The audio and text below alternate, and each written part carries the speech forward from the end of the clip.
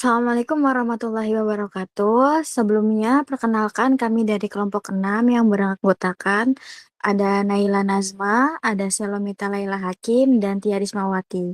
Pada materi kali ini yang akan dibahas adalah mengenai kebijakan pembangunan pariwisata.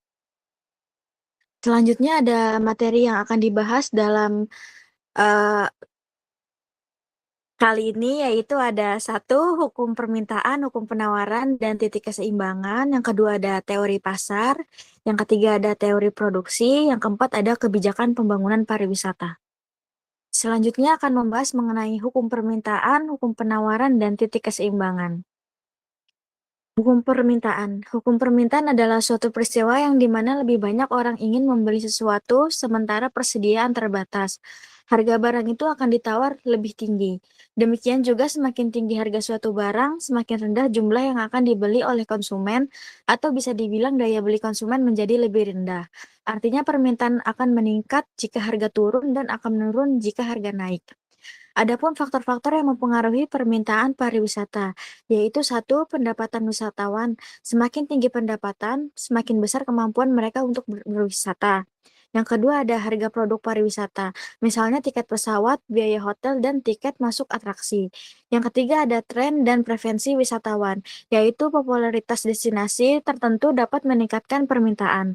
Yang keempat ada faktor eksternal, yaitu keamanan, cuaca, dan stabilitas politik di destinasi wisata tersebut mempengaruhi jumlah wisatawan.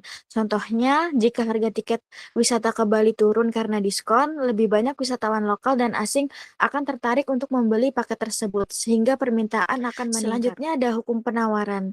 Hukum ini menyatakan bahwa jika semua secara sederhana, hukum ini berarti ketika harga suatu barang naik, maka para pemasok akan berusaha memaksimalkan keuntungan mereka dengan cara menambah jumlah barang tersebut yang mereka jual. Adapun faktor lain tetap sama, yaitu ketika harga suatu barang atau jasa meningkat, jumlah barang atau jasa yang ditawarkan oleh pemasok akan meningkat, dan sebaliknya. Adapun faktor-faktor yang mempengaruhi penawaran pariwisata, yaitu satu, biaya produksi, yaitu seperti biaya operasional hotel, transportasi, dan pemeliharaan atraksi wisata. Yang kedua ada teknologi, yaitu digitalisasi mempermudah penawaran, seperti pemesanan online dan aplikasi perjalanan. Yang ketiga ada infrastruktur, yaitu penawaran meningkat jika terdapat akses mudah ke destinasi seperti bandara atau jalan. Yang keempat ada kapasitas fisik, misalnya jumlah kamar hotel atau jumlah kursi dalam penerbangan. Contohnya, jika harga kamar hotel premium meningkat saat musim liburan, hotel-hotel mewah mungkin akan menambah jumlah kamar atau disewakan guna memenuhi permintaan wisatawan. Selanjutnya ada titik keseimbangan. Titik keseimbangan pasar atau equilibrium adalah kondisi ketika jumlah produk atau jasa yang diminta dan ditawarkan seimbang pada harga tertentu. Pada titik ini, harga produk cenderung stabil dan tidak ada dorongan kuat untuk naik atau turun. Secara sederhana, titik keseimbangan terjadi ketika pertemuan antara kurva permintaan dan kurva penawaran. Pada titik ini, harga dan kuantitas barang atau jasa di pasar mencapai tingkat keseimbangan. Adapun penjelasannya yaitu jika harga terlalu tinggi, maka penawaran lebih besar daripada permintaan sehingga terjadi surplus atau kelebihan. Misalnya kamar hotel banyak yang kosong. Yang kedua ada jika harga terlalu rendah, maka permintaan lebih besar daripada penawaran sehingga terjadi kekurangan atau short egg, misalnya tiket atau atraksi wisata habis terjual. Contohnya, jika harga paket wisata ke Raja Ampat ditetapkan pada harga 10 juta dan pada harga tersebut jumlah wisatawan yang bersedia membeli sama dengan kapasitas penyediaan wisata, maka tercapai titik keseimbangan. Selanjutnya ada penerapan dalam ekonomi pariwisata. Yang pertama ada strategi penetapan harga dinamis, yaitu operator tur atau hotel sering menerapkan harga dinamis untuk mencapai keseimbangan. Contohnya, harga tiket pesawat yang naik saat mendekati tanggal keberangkatan untuk menyesuaikan permintaan. Yang kedua ada musim pariwisata. Musim libur atau musim liburan, permintaan akan meningkat, sehingga harga cenderung naik. Saat low season, turun untuk menarik wisatawan dan menjaga keseimbangan pasar. Yang ketiga ada kebijakan pemerintah, yaitu pemerintah dapat mengatur penawaran melalui subsidi, promosi, atau regulasi untuk menjaga keseimbangan pasar, khususnya di destinasi yang sensitif terhadap tekanan wisata atau Untuk yang overtourism. kedua, ada teori pasar. Teori pasar adalah konsep dalam ekonomi yang menjelaskan bagaimana pembeli dan penjual berinteraksi untuk menentukan harga dan kuantitas barang atau jasa yang diperdagangkan. Pasar dapat berbentuk fisik ataupun virtual, dan interaksi ini dipengaruhi oleh hukum permintaan dan penawaran.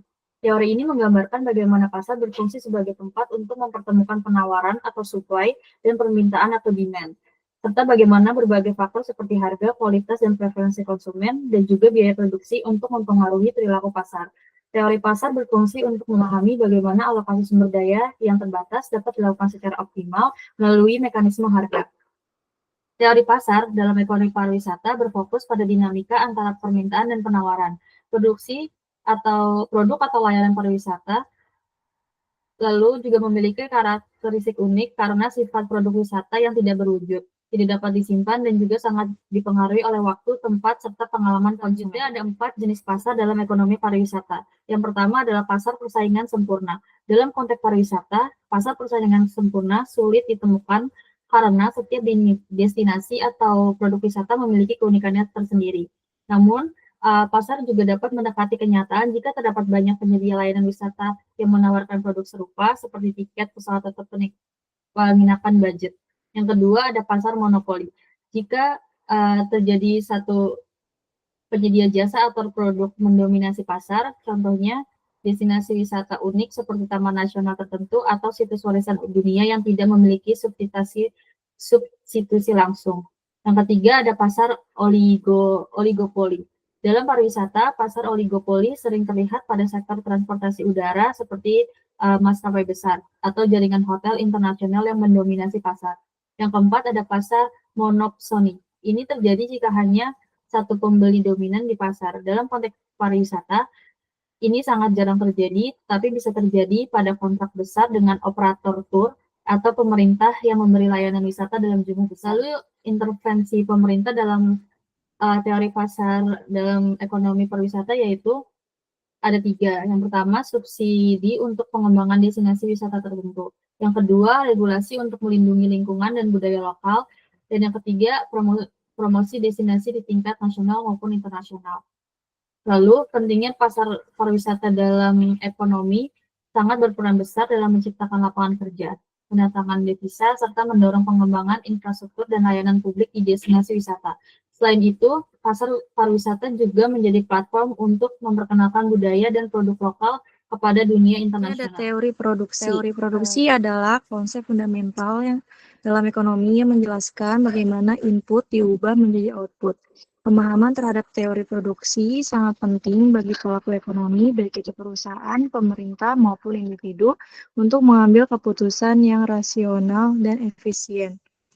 Konsep utama yang digunakan dalam teori produksi adalah menghasilkan output semaksimal mungkin, baik dari segi kualitas maupun kuantitas, dengan input tertentu, dan menghasilkan sejumlah output yang ditargetkan dengan biaya produksi seminimal mungkin. Jika kondisi tersebut tercapai, perusahaan dapat mencetak keuntungan yang optimal. Tujuan teori produksi ini juga membantu perusahaan dalam mengambil keputusan yang efisien terkait jumlah input yang harus digunakan, kombinasi input yang optimal, dan tingkat output yang dihasilkan untuk mencapai keuntungan maksimal. Komponen teori produksi. Teori produksi dalam pariwisata melibatkan beberapa komponen utama. Yang pertama, input atau faktor produksi. Input adalah segala sumber daya yang digunakan untuk menciptakan produk wisata. Yang pertama ada tenaga kerja seperti pemandu wisata, staf hotel, koki, supir transportasi wisata. Yang kedua ada modal seperti investasi pada fasilitas seperti hotel, atraksi wisata, dan transportasi. Yang ketiga teknologi seperti sistem pemesanan online, media sosial untuk promosi aplikasi pariwisata. Dan yang keempat ada sumber daya alam seperti pantai, gunung, taman nasional, atau keindahan budaya lokal. Dan di sini ada input atau hasil produksi. Output hasil produksi. Output adalah layanan atau produk yang ditawarkan kepada wisatawan seperti paket perjalanan wisata, pengalaman menginap di hotel atau resort, C. Atraksi budaya atau alam, dengan terakhir ada kuliner lokal. Di sini ada skala produksi dalam pariwisata. Skala produksi menggambarkan bagaimana perubahan proporsional dalam semua input memengaruhi output.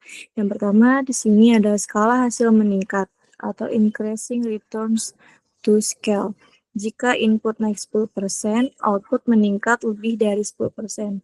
Contoh, investasi dalam pelatihan staf meningkatkan efisiensi operasional hotel, sehingga lebih banyak tamu dapat dilayani. Yang kedua, ada skala hasil tetap atau constant returns to scale. Jika input naik 10%, output juga naik 10%. Contohnya, penambahan jumlah kamar hotel sebanding dengan peningkatan jumlah tamu. Dan ketiga, ada skala hasil menurun atau decreasing returns to scale. Jika input naik 10%, output meningkat kurang dari 10%. Contohnya, penambahan atraksi baru di destinasi yang sudah terlalu ramai menghasilkan manfaat yang lebih kecil karena daya dukung lingkungan sudah melebihi kapasitas. Selanjutnya ada efisiensi produksi dalam ekonomi pariwisata. Efisiensi produksi adalah kunci keberhasilan sektor pariwisata. Pelaku usaha harus memanfaatkan sumber daya secara optimal untuk menghasilkan output yang maksimal. Yang pertama ada efisiensi teknis, yaitu meningkatkan efisiensi operasional seperti otomatisasi sistem reservasi hotel. Yang kedua ada efisiensi ekonomi, menyeimbangkan biaya produksi dengan harga yang kompetitif untuk menarik wisatawan. Dan di sini ada tantangan dalam produksi pariwisata. Yang pertama itu ketergantungan pada musim, seperti produksi sering tergantung pada jumlah wisatawan di musim tertentu. Yang kedua, sumber daya yang terbatas, seperti daya dukung lingkungan atau tenaga kerja terampil. Dan yang ketiga, teknologi yang cepat berkembang, seperti adaptasi teknologi menjadi kebutuhan untuk tetap bersaing. Lalu selanjutnya, di sini ada kebijakan pemerintah dalam pembangunan dan pengembangan pariwisata di wilayah Kota Bandung. Untuk pendahuluannya, pariwisata telah menjadi sektor ekonomi yang signifikan di banyak wilayah di seluruh dunia, termasuk Kota Bandung. Sebagai salah satu kota terbesar di Indonesia, Bandung memiliki potensi wisata yang melimpah, seperti alam yang indah, warisan budaya, dan kekayaan sejarah. Untuk memanfaatkan potensi ini secara maksimal, pemerintah Kota Bandung telah mengadopsi kebijakan-kebijakan dalam upaya untuk membangun dan mengembangkan sektor pariwisata. Penelitian ini bertujuan untuk menganalisis kebijakan pemerintah Kota Bandung dalam pembangunan dan pengembangan pariwisata. Dengan memahami kebijakan yang telah diimplementasikan dan dampaknya terhadap sektor wisata, kita dapat mengevaluasi efektivitas langkah-langkah yang telah diambil, mengidentifikasi keberhasilan dan tantangan yang dihadapi, serta memberikan masukan untuk perbaikan dan pengembangan lebih lanjut. Untuk metode penelitian yang digunakan dalam penelitian ini adalah metode penelitian normatif. Metode ini digunakan untuk menganalisis dan mengevaluasi kebijakan pemerintah dalam pembangunan dan pengembangan pariwisata di wilayah Kota Bandung. Pendekatan normatif memfokuskan pada studi kebijakan yang ada, peraturan dan hukum, dan juga kerangka kerja yang telah diadopsi oleh pemerintah terkait dengan pariwisata. Dalam penelitian ini, studi pusaka menjadi landasan utama untuk mengumpulkan data yang relevan. Dokumen-dokumen seperti kebijakan pariwisata, peraturan daerah, laporan pemerintah, dan publikasi terkait pariwisata Kota Bandung digunakan sebagai sumber informasi utama. Pembahasan. Pemerintah Kota Bandung juga mengedepankan pengelolaan destinasi pariwisata yang berbasis budaya. Melalui kebijakan ini, pemerintah berupaya untuk mempromosikan kekayaan budaya lokal sebagai daya tarik utama destinasi pariwisata. Upaya pelestarian budaya dan warisan sejarah menjadi prioritas dalam pengembangan pariwisata di Kota Bandung. Dalam mencapai tujuan pembangunan pariwisata yang berkelanjutan, pemerintah Kota Bandung juga melakukan upaya diversifikasi produk pariwisata. Hal ini dilakukan dengan mengembangkan beragam jenis atraksi, aktivitas, dan pengalaman pariwisata yang menarik bagi wisatawan. Diversifikasi produk pariwisata membantu mengurangi risiko ketergantungan pada satu jenis pariwisata saja dan menciptakan keberagaman yang dapat menarik kunjungan wisatawan sepanjang tahun. Dasar hukum kebijakan pemerintah dalam pembangunan dan pengembangan pariwisata di wilayah Kota Bandung dapat didasarkan pada berbagai peraturan hukum yang relevan. Dan di sini ada pengaruh kebijakan pembangunan. Yang pertama dari partisipasi masyarakat. Partisipasi masyarakat memiliki peran yang sangat penting dalam pengambilan keputusan terkait pembangunan dan pengembangan pariwisata di Kota Bandung. Dalam praktiknya, pemerintah secara aktif melibatkan masyarakat dalam proses perencanaan dan pengambilan keputusan. Dengan memperkuat partisipasi masyarakat, pemerintah Kota Bandung dapat memperoleh wawasan yang lebih komprehensif tentang aspirasi dan kebutuhan masyarakat, serta memastikan bahwa kebijakan pariwisata yang dihasilkan mencerminkan kepentingan bersama dan mencapai tujuan pembangunan pariwisata yang berkelanjutan. Yang kedua, pengelolaan destinasi berbasis budaya. Pengelolaan destinasi pariwisata berbasis budaya dilakukan dengan berbagai cara, termasuk revitalisasi situs bersejarah, pengembangan warisan budaya, promosi seni dan budaya tradisional, serta pemberdayaan komunitas lokal. Pemerintah Kota Bandung secara aktif terlibat dalam revitalisasi situs bersejarah yang memiliki nilai budaya dan sejarah penting. Upaya pemulihan dan pemeliharaan dilakukan untuk menjaga keaslian dan integritas situs tersebut melalui pemugaran, restorasi, dan pengembangan fasilitas pendukung. Situs-situs bersejarah menjadi daya tarik wisata yang memperkaya pengalaman wisatawan serta menjadi sumber pendapatan bagi komunitas lokal. Dan yang ketiga, promosi diversifikasi produk pariwisata. Pemerintah Kota Bandung telah mengadopsi kebijakan diversifikasi produk pariwisata sebagai strategi untuk mengurangi risiko ketergantungan pada satu jenis pariwisata dan meningkatkan kunjungan wisatawan ke Kota Bandung. Selanjutnya ada kesimpulan dari penelitian tersebut, yaitu dengan adanya partisipasi masyarakat menjadi kunci keberhasilan dari kebijakan pemerintah Kota Bandung. Pengelolaan destinasi pariwisata berbasis budaya yang dilakukan oleh pemerintah Bandung memiliki dampak yang positif terhadap pelestarian budaya lokal dan meningkatkan daya tarik destinasi pariwisata. Adapun upaya diversifikasi produk pariwisata terbukti efektif dalam meningkatkan kunjungan wisatawan ke Kota Bandung. Melalui kebijakan pemerintah Kota Bandung, berdampak positif pada peningkatan kualitas pariwisata di Kota Bandung. Sekian presentasi yang dapat kami sampaikan, kurang lebihnya mohon maaf. Wassalamualaikum warahmatullahi wabarakatuh.